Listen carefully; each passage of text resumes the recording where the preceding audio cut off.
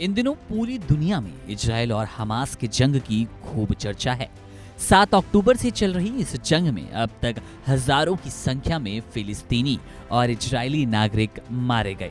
मामले में ताजा अपडेट है। मिडिल ईस्ट में इजराइल और गाजा पट्टी पर शासन करने वाले हमास के बीच चल रहे युद्ध को लेकर कि ये युद्ध अब थमने वाला है।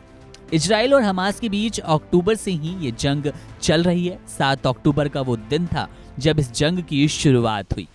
दरअसल बुधवार को इजराइल की सरकार ने हमास के साथ गाजा में बंधक बनाए गए 50 महिलाओं और बच्चों की रिहाई के बदले जंग को 4 दिनों तक रोकने के लिए समझौते का समर्थन किया। इस तरह अब जल्द ही हमास के साथ युद्ध विराम होने वाला है। मीडिया रिपोर्ट्स के मुताबिक जंग में मध्यस्थता करवा रहे कतर, अमेरिका, इजराइल और हमास के अधिकारियों ने कहा, शांति के लिए समझौते की बहुत ज्यादा जरूरत है।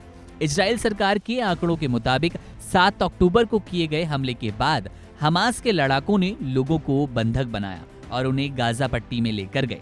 इजराइल का मानना है कि गाजा पट्टी में हमास ने 200 से ज्यादा लोगों को बंधक बनाया हुआ है, जिसमें बुजुर्ग और महिलाएं भी शामिल हैं। प्रधानमंत्री बेंजामिन नेतन्याहू के कार्यालय की तरफ से जारी किए गए बयान में कहा गया, 4 दिनों के अंतराल पर 50 महिलाओं और बच्चों को रिहा किया जाएगा। इस दौरान किसी भी तरह की लड़ाई पर रोक लगी रहेगी। बयान में कहा गया कि हर अतिरिक्त 10 बंधकों की रिहाई पर युद्ध विराम को 1 और दिन के लिए बढ़ाया जाएगा। हालांकि बयान में इस बात का जिक्र नहीं किया गया कि इसके बदले फिलिस्तीनी बंधकों को रिहा किया जाएगा या नहीं। नेतन्याहू कार्यालय के बयान में कहा गया, इजराइल सरकार की सभी बंधकों को घर लाने के लिए प्रतिबद्धता जारी है। आज रात इसने अपने लक्ष्य को हासिल करने के लिए प्रस्तावित समझौते को मंजूरी दी है। दरअसल इजरायली कैबिनेट में एक प्रस्ताव पेश किया गया था, जिसमें हमास के साथ बंधकों की रिहाई के बदले समझौते की बात कही गई थी। इस प्रस्ताव का 3 सांसदों को छोड़कर सभी ने समर्थन किया। ये तीनों सांसद ज्यूइश पावर पार्टी के सदस्य हैं और सरकार में मंत्री पद पर भी काबिज।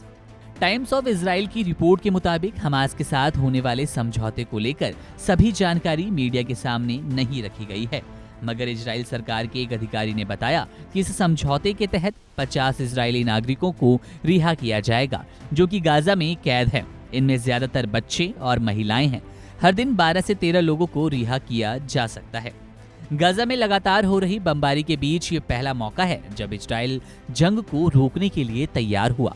गाजा में हुई इजरायली बमबारी में अब तक 13,000 से ज्यादा लोग अपनी जान खो चुके हैं। फिलिस्तीनी लोगों की जिंदगी तबाह हो गई।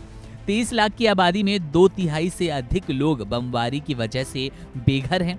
पूरी सरकार को इकट्ठा कर प्रस्ताव पर चर्चा से पहले नेतन्याहू ने अपनी वॉर कैबिनेट के साथ भी बैठक की थी। बहरहाल मामले में बड़ी अपडेट तो युद्ध विराम को ही लेकर है। युद्ध से जुड़ी तमाम बड़ी अपडेट्स के लिए बने रहिए वन इंडिया हिंदी के साथ।